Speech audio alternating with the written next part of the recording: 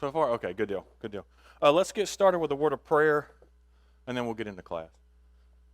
Dear God, we thank you for this day. We thank you for the many blessings you give us. We thank you for the freedom and the opportunity we have to come and worship you, to study your word, to learn more about you, to celebrate you, and then hopefully take what we learn and take it out to others so they can do the same.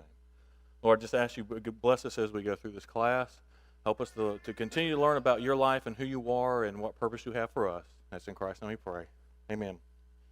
All right, so we're going to continue the series in Jesus. And this one's, I'm going to be honest with you, this one's going to go on for a while because we are going to look at Jesus' ministry in chronological order.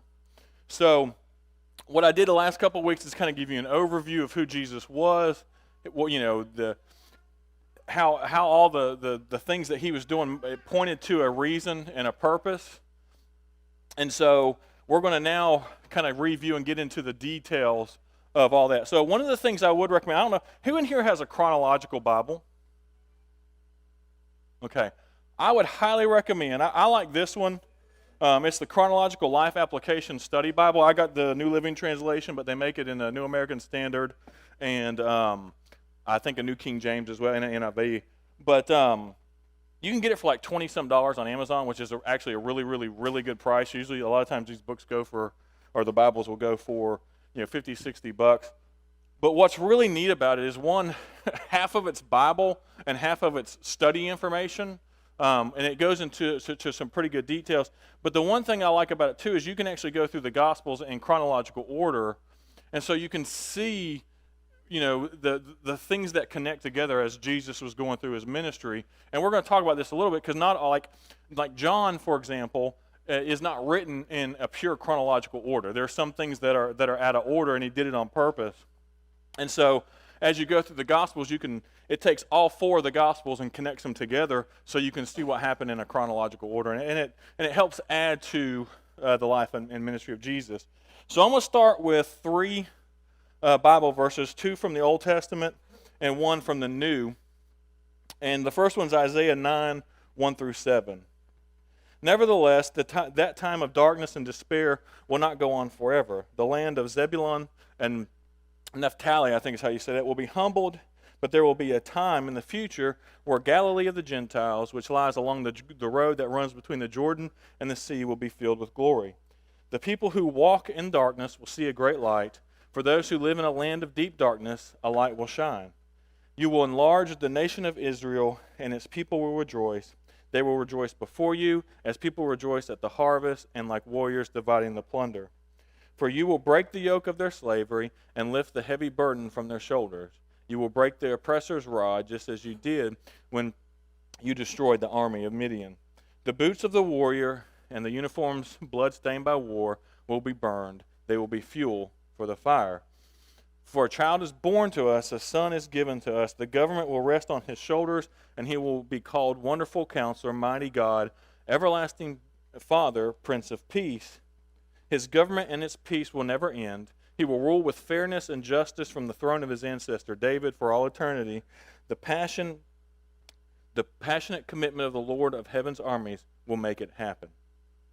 Now, if you're reading that, and you're Jewish, and you're expecting this to be this is the talking of the coming Messiah, how would you interpret that?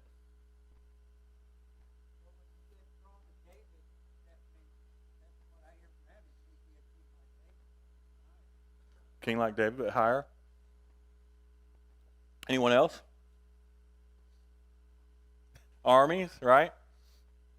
And so we've talked about the last couple of weeks how the Jewish, and especially the Jewish leaders, religious leaders of the time, expected Jesus to come in form of a kingship and armies and stuff to come and overthrow the Roman Empire. And so you can kind of, from reading this, you can kind of see where they got some of that, because it talks about his new government and his new leadership and coming in and throwing, which all these things happen. But they were more in a spiritual format more than they were a physical, or earthly kingdom. And so we're going to continue to look at that. If we look at Micah 5, verses 2 through 5. But you, O Bethlehem, are only a small village among all the people of Judah. Yet a ruler of Israel, whose origins are in the distant past, will come from you on my behalf. The people of Israel will be abandoned to their enemies until the woman in labor gives birth. Then at last his fellow countrymen will return from exile to their own land, and he will stand to lead his flock with the Lord's strength, in the majesty of the name of the Lord his God. Then his people will live there undisturbed, for he will be highly honored around the world. And he will be the source of peace when the Assyrians invade our land and break through our defenses. We will appoint 7 rulers to watch over us, 8 princes to lead us. Again, it goes through, I'm sorry, it didn't change. It goes through, again, talking about this Jesus that is coming. And again, it has more of a, when you read this, it has more of a earthly kingdom, more of a ruler who's going to come and overthrow in great power and do all this. So we see this happening.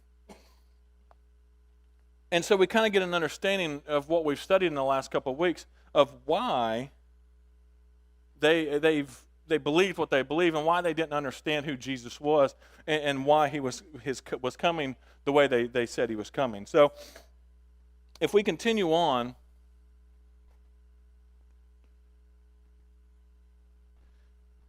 and look in John, verse 1, and this is not one to change. Dorothy, can I borrow your clicker, please? The clicker.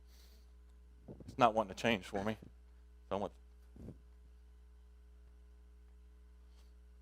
If we look in John 1, verses 1 through 5, this is where, I like John's introduction here of Jesus, because he kind of goes all the way back and then comes forward.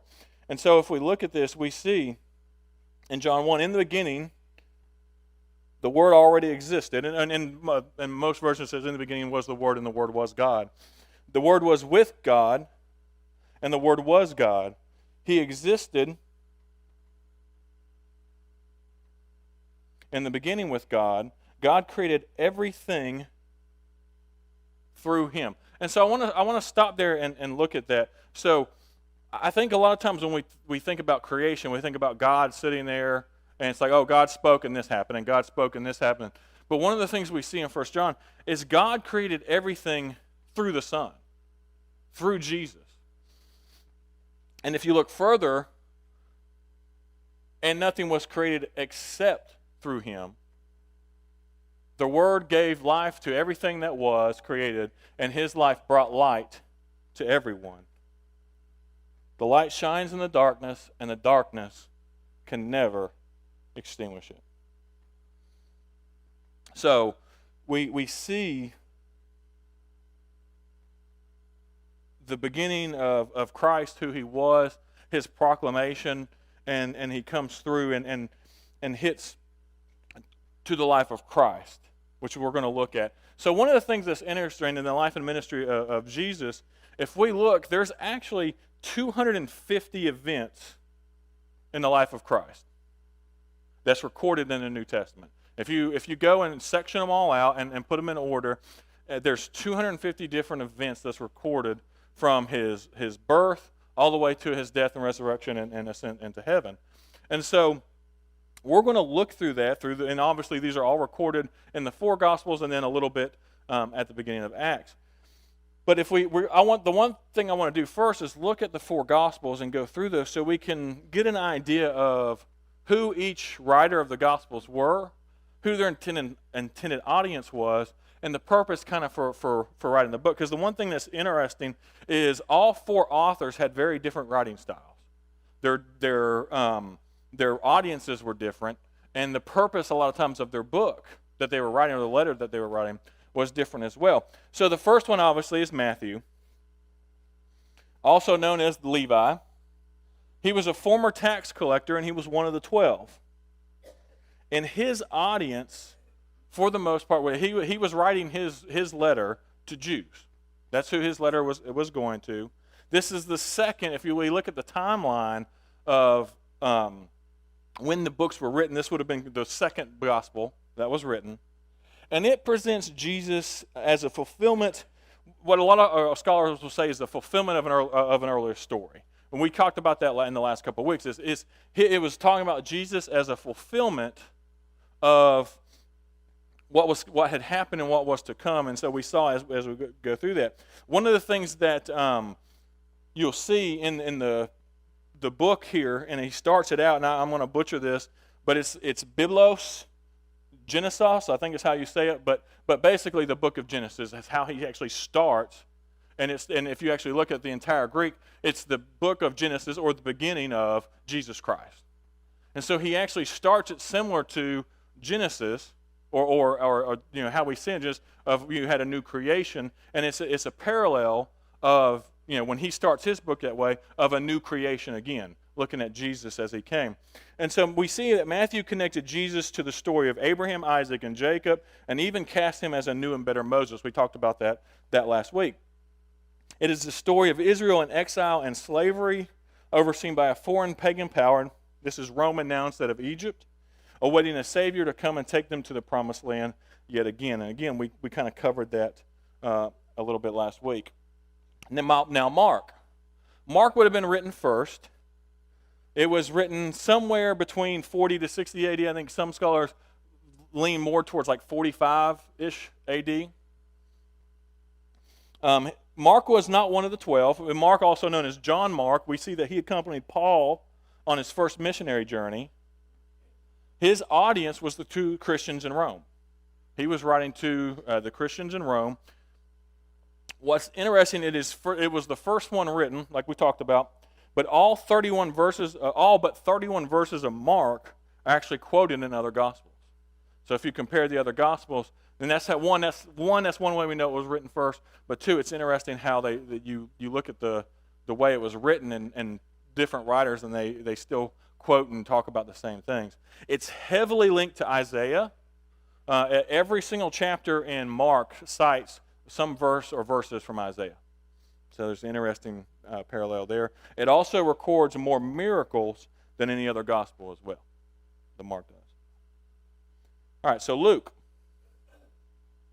This would have been the third gospel written around AD 60. Luke was a doctor or physician, depending on the way you want to look at it. He was a Gentile or Greek Christian. He is the only known Gentile writer of the New Testament. As far as we know, there's no other Gentile writers that wrote in the. He was a close friend and companion of Paul. And here's another interesting thing. I think I've mentioned this before. Most scholars actually believe that Luke and Acts were written at the exact same time. And it would have been one letter, but because, we talked about this before, because of the way that everything was written in scrolls, there wouldn't have been enough room to write an entire scroll of all of Luke and all of Acts together. And so a lot of scholars believe that a lot of those two were written almost around the same time, would have been in almost one continuous letter, but it was split, obviously, because of the way that things were written at that time. The audience was Theophilus and other Gentiles. One thing that's interesting about Luke, he gives a prominent place to women in his writings, which was very uncommon for that time. It's the most comprehensive of the Gospels. And obviously through the writing, if you look at the writing and the way he wrote, you can tell that he was very educated. And Luke parallels a lot with the life of David in reference, and you see that a lot in Luke as well. And then finally, we have John. John is a lot of times referred to as the other gospel, because if you actually go through and read them all, John's writing was very different from Matthew, Mark, and Luke's. There's a lot of similarities between Matthew, Mark, and Luke in their writings. But when you come to John's writing was a lot different, and you see that. Sorry, I didn't change that. He uses a lot of different words and images and ideas and stories. It was the last gospel written. Most scholars believe it was around 90-ish AD. And some interesting things that we have here. John consistently, go back to this real quick, gives more references to what we would call chronological areas, physical areas that we see. References to geography and topography and stuff like that. And a lot of people believe the reason for that, one, it was 90 AD, so it was about 60 years or so after Christ's resurrection and ascension and end of his ministry. And also it just helps prove, when you write things in there and you can show that this was here and this is the way this was, it shows a lot more evidence in the way that things, when you write about something. If I want to write about Lake Park and I write about buildings that were here and I write about different areas that were here, it helps, cement the fact of what I wrote. Was someone going to say something? Yeah. One of the things I think about is like Dad is a big fan of the Foxfire books. And if you go through and read a lot of their books, it talks a lot about the areas and the things they did in the landscape and the people, and it gives more proof to what they're talking and writing about, so you can see that those type of things are true. All right, so getting back to the life and ministry of Jesus here. Actually, I had one more thing I wanted to do on this one. I'm sorry. Over 90% of John is unique to his gospel. So that's an interesting thing. So I think that's because there's a big time difference between the two. But there's been a lot of modern archaeological discoveries through the book of John. And I got five here, I think five here. The five portices of the pool of Bethesda by the sheep gate, the pool of Siloam, Jacob's well at Sychar, the pavement where Pilate pronounced judgment on Jesus, and Solomon's porch.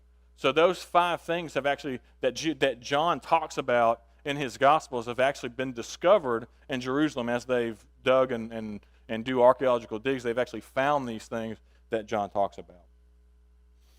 All right, so the life of Jesus, the life and ministry of Jesus. So we've kind of gone through so far his birth, and I thought about sitting down and going through his birth and everything that was there. But really, I think we know the birth story for the most part. I think everyone who's in there, a lot of non-Christians know the birth story of Jesus Christ. I was going to go into it a little bit deeper because the way that it's presented in like stories and things like that is actually very different than what his birth would have actually been like. But I don't think that really is relevant to what we're trying to look at here. But one of the things to be aware of is the idea that Jesus they went to this little town of Bethlehem and they couldn't find anywhere to stay, and all the innkeepers were mean to them and kicked them all out, and so they had to go and stay in this stable that was nice, had hay, and they put him in this nice little cloth and all this other stuff. That wouldn't happen, and most scholars believe that they actually didn't go from end to end to end and people kick them out. It was just so crowded and so busy. That's the only option they had. And two, they weren't ultra wealthy, and so a lot of times they couldn't afford these things. And some other scholars also believe that we see this stable that was done. More than likely, it would have been a cave. Many times that they would use caves and areas dug into the rock for their stables and stuff like that. And it wouldn't have been all these little sheep and baby lambs and all this stuff. It would have been more than likely in that time mainly cattle. It's not cattle, camels. And I'm not so sure. I went to dig into this a little bit. I'm not sure if horses were prominent back then, but it would have definitely been camels and donkeys for the most part. And it would have been nasty, and it would have been filthy. And you basically, she gave birth in, if anyone's ever worked stables or worked cattle or anything like that, it's not pretty. It smells really bad. And they would have put him in a food trough. And if anyone's ever used a food trough or slop hogs or even fed cattle or anything like that, even horses, it's not pretty. It's not clean. And it wouldn't have been these white linens and all that stuff. It would have been a messy environment that you wouldn't have wanted to give birth in. And so you have his birth, and then you have the preparation of Jesus. You see them. We talked about this last week. They have to go into exile into Exodus. They come out of exile into Egypt. They come up out of there. Then you see a little bit of his childhood You see that, Mary, you really cherished his childhood. I think Mary knew a lot of what was going to happen. And so as raising a child and knowing that, this is the Son of God, and that, you can probably foreshadow and see a little bit of what's coming, she cherished, it talks about that whenever he was in the temple. She cherished the things that went on. So we had that. He comes out, he starts his ministry. We talked about that last week, where he went into, was baptized by John the Baptist, and then went into the desert for 40 days to be tempted. And again, this was all one to parallel Exodus and the birth of Israel, but it was also to prepare Jesus. The reason he went into the desert and was tempted for 40 days was because this was preparing him for his ministry. All right, it was getting him ready for what he was about to go through, and what we can tell from John that this is going to be 3 years of preparing his disciples and having people attack him and come after him, which then eventually would lead to his death. So he was being prepared for that. So as he comes out of this, we see then in John Jesus' first followers. Question, who was Jesus' first disciple? Huh? I don't remember if I put it on here. I may not have. No, I didn't. I just put the Bible verse in.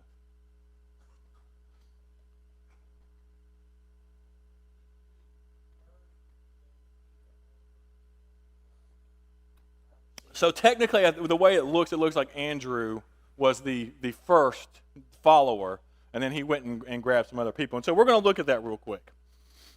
John 1, verses 35 through 51. And I know these are lengthy, but I want to get into these because as you read into and dig into the Scripture, which we're supposed to do, you get more and see more of Jesus' personality and intention as you go through this. So the following day, John was again standing with 2 of his disciples. And here's an interesting thing. Most scholars, or a lot of scholars, believe that the 2 disciples that were standing with John were Andrew and then John, who actually wrote the book. There's no hard evidence proof of that, but there's a lot of scholars who do believe that. As Jesus walked by, John looked at him and declared, "Look, there is the Lamb of God." When John's 2 disciples heard this, they followed Jesus. Can you imagine just standing there and someone saying, "Hey, look, there goes the Lamb of God. All right, let's go." Yeah, and I know there's a little bit more to it than that. I know they had, John, his 2 disciples, he had been preparing them for the coming of the Lamb. So it wasn't just there's Jesus, and they knew John had been preparing and talking about, hey, look, the Messiah's coming. John saw the Messiah and said, hey, there he is, and so they stopped following John and started following Jesus. Jesus looked around and saw them following, and he said, "What do you want?" And this is, I like Jesus. If you look at Jesus' what method, Jesus actually asked more questions in the Gospels than he did answer them. In fact, if you actually go back and look, most of the time, there's very few times where he actually just answered directly a question. One was the greatest commandment, and I forget, there was a couple others in there. But usually when someone would ask Jesus a question, he would counter with a question. And so it's interesting to watch Jesus and how he interacts with people. But so they're following. He says, "What do you want?" And they replied, "Rabbi," which means teacher, "where are you staying?" "Come and see," he said. It was about the 4 o'clock in the afternoon when they went with him to the place where he was staying, and they remained with him the rest of the day. Now we see Andrew, Simon Peter's brother, was one of these men who heard what John said and then followed Jesus. Andrew went to find his brother Simon and told him, "We have found the Messiah," which means Christ. Then Andrew brought Simon to meet Jesus. Looking intently at Simon, Jesus said, "Your name is Simon, son of John, but you will be called Cephas," which means Peter. So this is an interesting exchange too. And we know why. We see why Jesus did this later on. But so Andrew has started, he's like, okay, I'm following Jesus. Now let me go get my brother because he needs to follow him too. So you bring your brother, and Jesus looks intently at him. I'd like to see what that exchange was. Did he stare him down, or did he, did he just, what did he do? But then he changes his name. on the spot. He said, let me bring my brother. I'm going to change your name. And so we understand why. Why did Jesus change his name to Peter? What does Peter mean? Rock, right? And we see later on, Peter was pretty passionate about things. And we also see where Jesus builds the church on Peter's confession of who he was. And so it's foreshadowing here of what's going to happen, and one of the reasons why Jesus changed. Go ahead, Dad.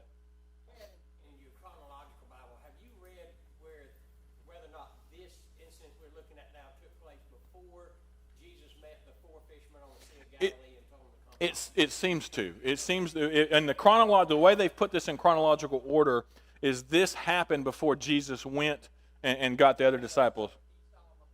Did the miracle and said, "Follow me, and I'll make you fishers of men." They were already somewhat familiar with him. At least, I mean, it wasn't like he was a total stranger. No, he would have been known in that area because he would have already, because you had the first miracle, which we're going to talk about here in a little bit, is Jesus turning water into wine.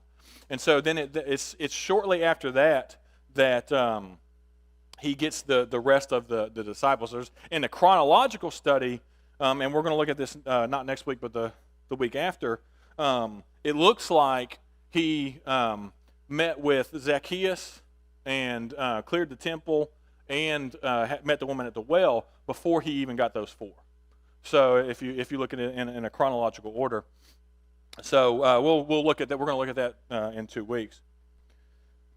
So he renames him Peter. So then the next day, Jesus decided to go to Galilee. He found Philip and said to him, "Come follow me." Philip was from Bethsaida, and Andrew and Peter's hometown. Then Philip went to look for Nathanael and told him, "We have found the very person Moses and the prophets wrote about. His name is Jesus, the son of Joseph from Nazareth." And so here we get into what we talked about a little bit last week. "Nazareth," exclaimed Nathanael, "can anything good come from Nazareth?" And that's a comment of, we talked about that area was not a highly reputable area. It was, in our day and age, we would call it the other side of the tracks. But Philip goes and says, "Hey, come see for yourself then. I understand, but come see for yourself. We know about Nazareth, but come see." As they approached, Jesus said, "Now here is a genuine son of Israel, a man of complete integrity." I don't know why he said that to him, unless it was true. So there must have been something that was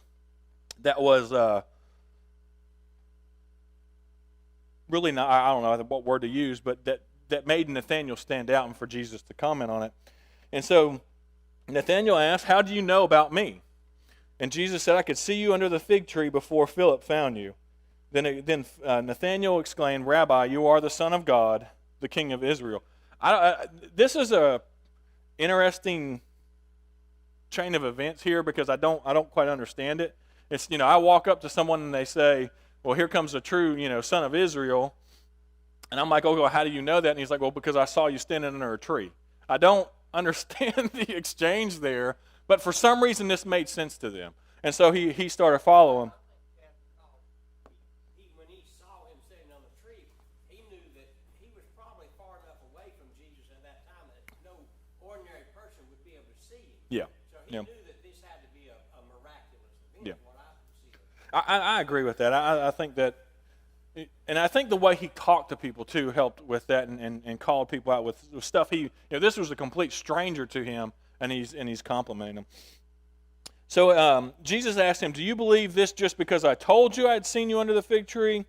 And so he goes, "Well, just because I saw you, doesn't mean." He said, "You will see greater things than this." He said, "I tell you the truth. You will see all heaven open and the angels of God going up and down on the Son of Man and the one who is the stairway between heaven and earth."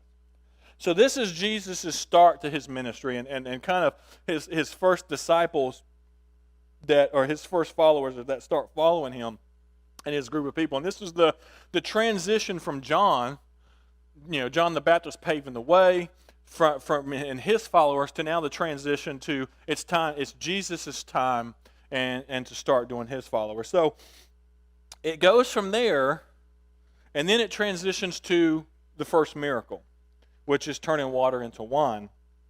And I'm going to dive a little deep into this one because, and as you can see on the outline that we see there, a lot of people will tend to just kind of say, oh, well, this was Jesus' first miracle. This was him proving who he was, that he was the Messiah, and that he had special powers. But if we actually dive into this and go deeper into it, it's so much more than that. And it really kicks Jesus' ministry off with a proving who and showing who he is by, again, going into and fulfilling a lot of things, but also representing himself as the new wine, the Messiah, the new living water, and we're gonna look at all that. So in John 2, it continues on. The next day there was a wedding celebration in the village of Cana in Galilee. Jesus' mother was there, and Jesus and his disciples were also invited to the celebration. The wine supply ran out during the festivities, so Jesus' mother told him they have no more wine. Dear woman, that's not our problem, Jesus replied. My time has not yet come. But his mother told the servants, do whatever he tells you. We're going to talk about that here in a minute. Standing nearby were 6 stone water jars used for Jewish ceremonial washing. Each could hold 20 to 30 gallons. Jesus told the servants, fill the jars with water. When the jars had been filled, he said, now dip some out and take it to the master of ceremonies. So the servants followed his instructions.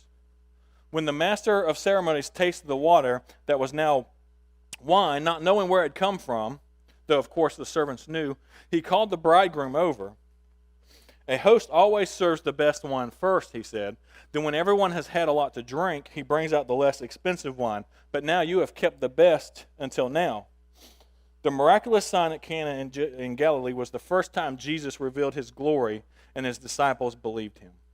After the wedding, he went to Capernaum for a few days, and his mother, his brothers, and his disciples. So this is the first time that like the Bible talks about, Jesus showing the glory of who he was. And what's interesting about this story that we see here, and I'll go back to the beginning. One, weddings back then were not like weddings we have today. You know, for the most part, we have a wedding today, and it may be a day-long event, but for the most part, you know, for the guests and everyone, it's maybe 5 or 6 hours. You know, you have the wedding, and you have the reception afterwards, and then you send the bride and groom off to their honeymoon.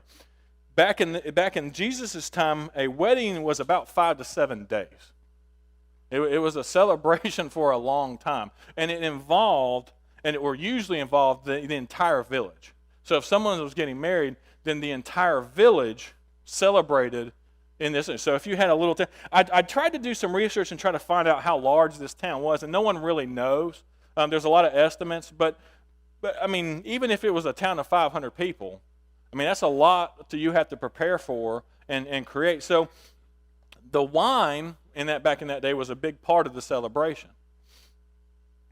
The other thing that's interesting about this is Jesus, you could tell, I want to be careful how I word this, but it seems like Jesus didn't want to do this. The conversation that he has with his mother, you know, he's basically like, them being out of wine is not our problem, right? But his mother looks and says, just do what he tells you to do. And so it's like, even the Son of God had to listen to his mom. And so your mom tells you to do something, you're going to do it. And so he does it, but he does it, and I'm not going to say, well, he didn't want to. I don't know, you know, we don't get the context. But in reading that, it seemed like he wasn't ready to start this part of his ministry yet. But he went ahead and did it anyways and used it as an opportunity to show who he was and the power that he had. So the first thing... Other miracles that the masses could see, basically the folk that could see this were the people that were handling the wine, Yep. the jugs and the vegetables and all that. It wasn't like it was just phenomenal, like feeding 5,000 where they could all Yeah. Yeah, or healing a bunch of people. I mean, really the only people who really knew what happened was the guys that went and got the water for the wine and took it to the master or the headmaster, and then the disciples and the people that were around him at the time, and, you know, his inner group. So now I don't know how that eventually blew out or you know how the word was spread about that, but the only people, yeah. Yeah, First thing they did. they went out. But a lot of his miracles were healing people in front of people, or for people. So even then he still kind of hid it a little bit. But again, the word got out about it. The first thing that's interesting here is he tells them to fill the Jewish ceremonial washing jugs. Now this was used for purification. It was a ceremony of cleansing and cleaning. Dad's talked about a lot that the Pharisees and the rulers had made all these crazy, ridiculous rules where you had to wash and you had to wash a certain way and do all these things. So that's what this was. So these jars represented the old law. And so Jesus tells them to fill them up. And we see that they held about up to 30 gallons apiece. There were 6 of them. So it would have been anywhere from 120 to 180 gallons of water. So you got to they didn't just have a faucet they could turn on. They had to make trips and go get that water and bring it back. And so they would have had to have done, I don't know how long it would have taken them to get 180 gallons of water to fill these jars up, but it would have taken them a little while.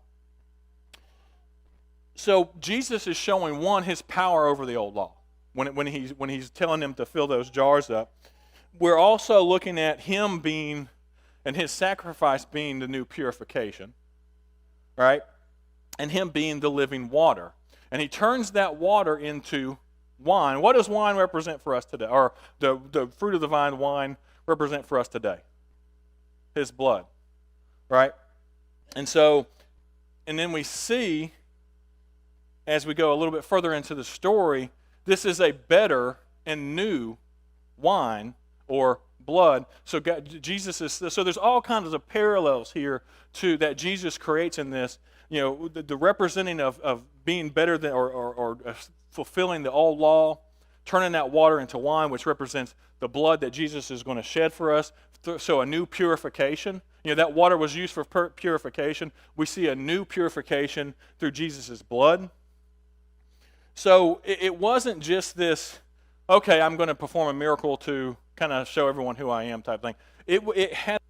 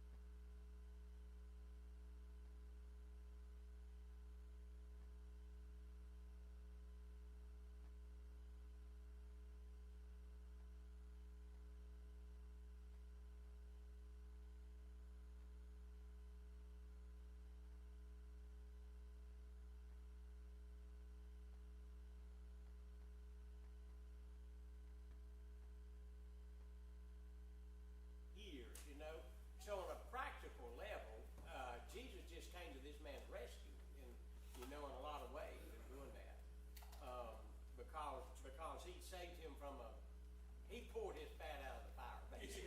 Yeah, he did. And I think. See if this there we go. I think that was one of. I mean, this is again just my opinion on it and reading it. I think that's part of why Mary wanted Jesus to do something about it as well. One, from what they can tell, this town was really close to Nazareth, probably within about 2 or 3 miles.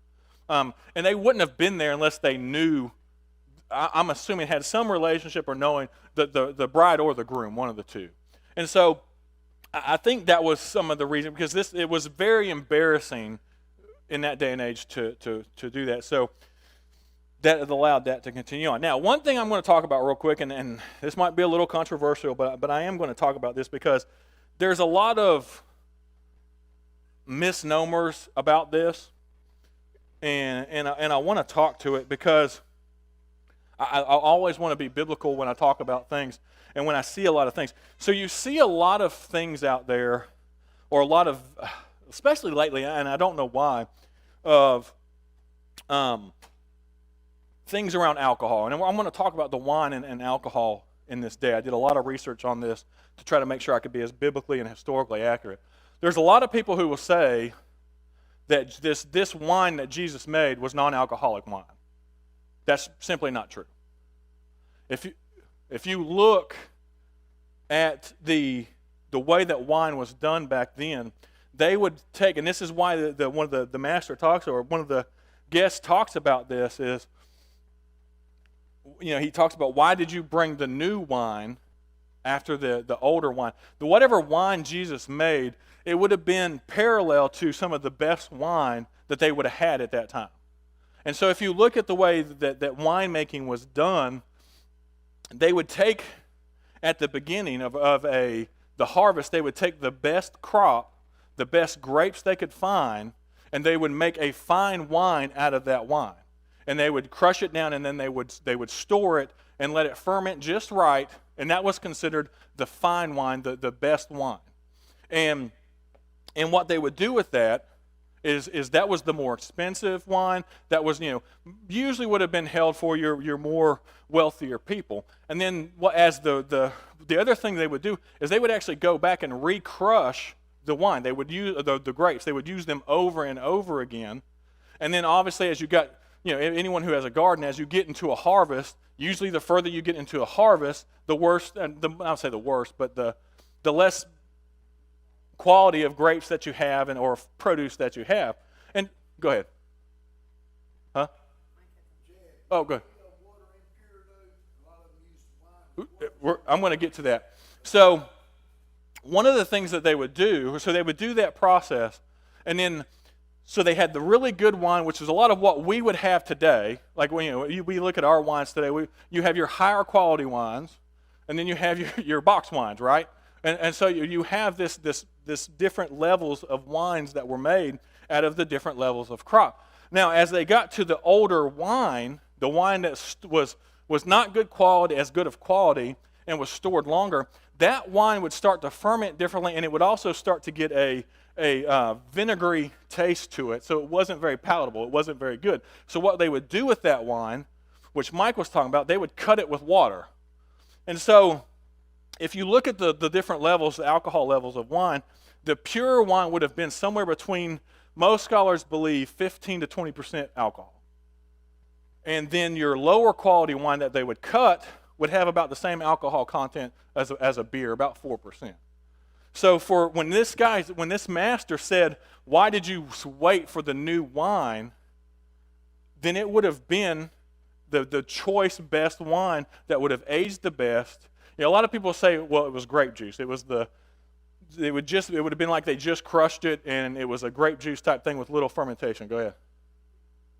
Context down below, serves the good wine, everybody's drunk freely, and then everybody's already feeling a little good. The context is there's definitely alcohol. There's definitely alcohol, and the reason I want to get is because there are a lot of. And there's a lot of people in the church kingdom who will say, well, Jesus didn't do this because he would have been encouraging people to sin, and drinking alcohol is evil. And I want to get around that a little bit, because nowhere in the Bible does it say drinking alcohol is evil, or that alcohol in itself is evil. Right? What does the Bible say is sinful and being drunk with wine, right? So being a drunkard, right? So I want to get into that, because a lot of people say, well, Jesus never drank alcohol. Jesus never did this. Well, that's simply not true. All right, and I don't want to cause someone's head to blow up by saying that. I don't think anyone in here is advocating that we go out and become drinkers. Right. But the facts are the facts, and we need to be honest with them. Right. And that's what I want to get to, because I've gotten, I'll get to you, Steve. I've gotten horrible feedback for saying things like, there's nothing wrong with drinking alcohol. It's the overconsumption of alcohol. But it's the same thing with anything. There's nothing wrong with me eating food, but there is something wrong with me eating an overabundance of food to where I become a glutton. And so we've got to get into those and face those facts. And there's a lot of people who will teach that in this day and age, and the wine that Jesus made was non-alcoholic, and he never drank alcohol. And that's just not true. And so I want to make sure that we stay as biblical as we can when it comes to this kind of stuff. But again, I'm not saying let's go out and start drinking all the time and doing that stuff. But I still want to be historically accurate, because the wine in Jesus' time, almost all the time, was alcoholic. There's very few references in some of the ceremonies that they would do, where they would crush the wine, and it would be the new wine that did not have very long time to ferment, and it was done that way on purpose for that ceremony. But when people were celebrating a wedding, they were getting hammered. So, yeah, right.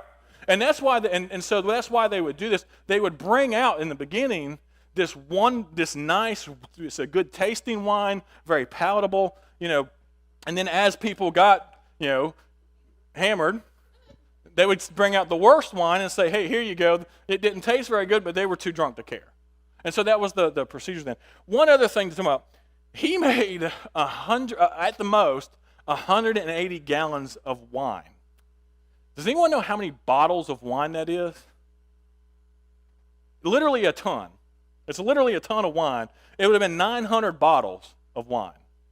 And so, anyways, I wanted to get into this a little bit, because I want people to understand Jesus, his approach to things, the way he did things, and why he did them, and then talk about the truth around things like that, because it really, not to say it frustrates me, but it irritates me, because I think it's a hindrance to our message when we have people out there saying, well, there was no alcohol, there was none of this, and everyone's like, you got a little bit of common sense even if you're not a Christian, and you can say, okay, yeah, that's not true. Steve, sorry, go ahead.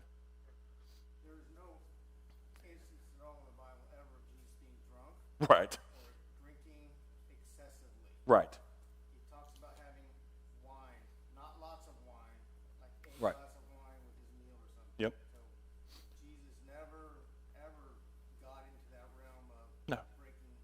No, any time it talks about Jesus drinking wine, it was typically sitting down when eating a meal or doing the Passover celebration. Go ahead, Deb. And as Mike referenced a little bit ago, the water in those days, we have purification systems Yep. now.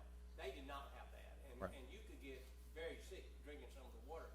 So the wine served it as a, because of the bacteria and stuff in Yep. it, as a safety valve, so to speak, against that. That's why Paul tells Timothy to take a little wine for his stomach's sake. Yep. It was also used for medicine. For medicine, medicinal purposes. Yep.